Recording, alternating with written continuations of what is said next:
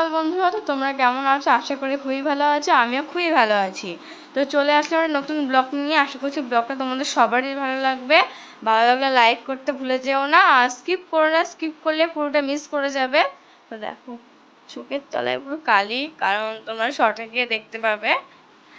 আমার কালকে এক বোনের জন্মদিন ছিল, কাজল পরেছিলেন চোখের তলাটার কি অবস্থা। তো চলো দেখে আজ এখন কটা বাজে।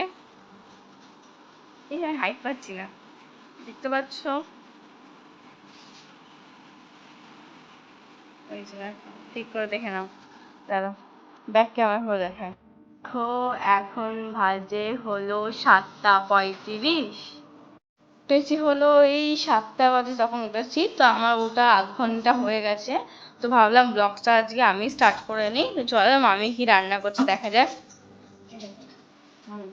হাই করে দাও। ঘুম থেকে উঠে গেছো তুমি? হ্যাঁ, তুমি দেখতে পাও না বলছো মামি? তুই বল, তুই ঘুম থেকে কখন উঠলি? 7টার সময়, এখন এই আধ ঘন্টার মতো হয়েছে উঠেছি। 7টায় উঠলি? আমি তো একটু আগে ওদিকে গেলাম যখন, তখন দেখলাম যে তুই ঘুম থেকে উঠিসনি।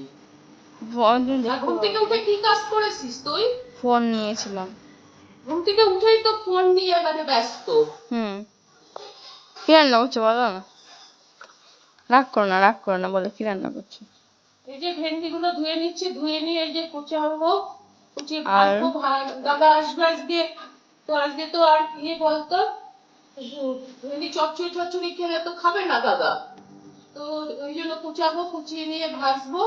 আর ওই যে লাল শাক আছে, লাল শাক ভাজা করবো। কোথায় লাল শাক? দেখি চিংড়ি মাছ। লাল লাল শাক? শাক। ওদিকে চা বসিয়েছি, চা খাওয়াও হয়নি এখন অব্দি। কালচার, তোর জন্য চাটাও খেতে পারিনি আমি। খেতে পারবো জানিস, না। তুই উঠতেই চাস না ঘুম থেকে কিছুতে। স্টপ কর। এটাকে কি শাক বলে ঠিক জানি না গো। তোমরা কেউ বলতে পারবে যে এটা কি শাক? কেউ বলছে নোটে শাক, আমি বলি তো লাল শাক, জানি না গো। দেখো, এই শাকগুলোকে এইভাবে ঠিক বেছে বেছে নিয়ে দেখো কুচাচ্ছি, আজকে রান্না করবো। মানে গতকাল আমি বড় ভিডিও করিনি, আমি বলেছি না আমার এক বাচ্চার মানে খুদে বাচ্চার জন্মদিন হয়েছে, শর্টে দিলে পরে তোমরা দেখতে পাবে। জন্মদিন হয়েছিল, তো কিছু তুলনার শাক ওই বাচ্চাকে করে দেওয়া হয়েছে। আর এই যে শাক আছে, এই শাকটা আমি আজকে রান্না করবো। তো এইভাবে দেখো, এইভাবে কেটে কেটে এই শক্তগুলো কেটে বাদ দিয়ে এই যে নরম এই জায়গাটা এইভাবে কুচিয়ে দিচ্ছি। সবজি কাটাকুটি করে নিয়ে ওদিকে মানে রেখে এসছি, মানে ঢেঁড়স বলো ভেন্ডি বলো কেটে নিয়েছি। কাটাকুটি করার পরে এখন আমি চা খেতে বসেছি। জানো, আমি বললাম আমি কাজ গুছিয়ে নিয়ে তারপরেই আমি খেতে ভালোবাসি। তো ওই করে আমার সকালে খাবার খেতে খেতেও আবার কি বলতো বেলা 12টা বেজে যায়।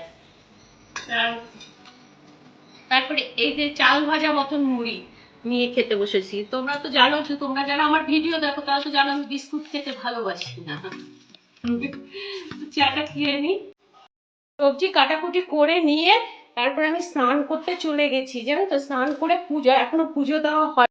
এই দেখো আমার পুজো দেওয়া কমপ্লিট হয়ে গেছে। আর আমার এতটুকু মানে ছোট গাছে মানে কত যে ফুল ফোটে, সব ফুল কিন্তু আমি তুলে উঠতে পারি না, পুজোতেও দিই না, গাছেই থাকে।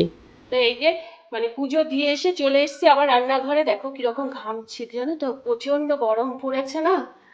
তো রান্নাঘরে চলে এসেছি। আর এই রান্নাঘরে কি বলতো, এই দিকে আমি মানে জানলাটা খোলা থাকে তো, আর এই সাইডে আমার গ্যাসটা, দেখো এখানে আমার গ্যাসটা রাখা।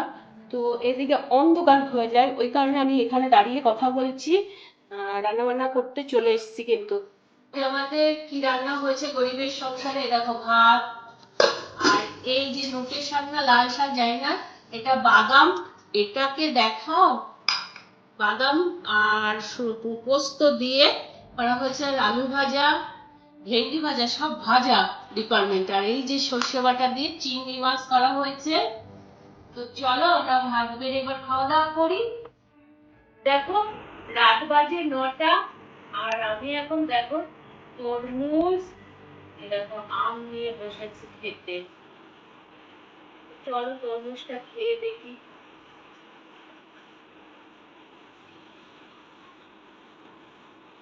আজকে ভিডিওটা আমি এখানেই শেষ করছি। প্লিজ তো অনেক অনেক কষ্ট করে আসি, প্লিজ ভিডিওটা ভালো লাগলে পরে, ভালো লাগে না তো জানি, তবু বলছি ভালো লাগলে প্লিজ একটা লাইক কমেন্ট শেয়ার আর সাবস্ক্রাইব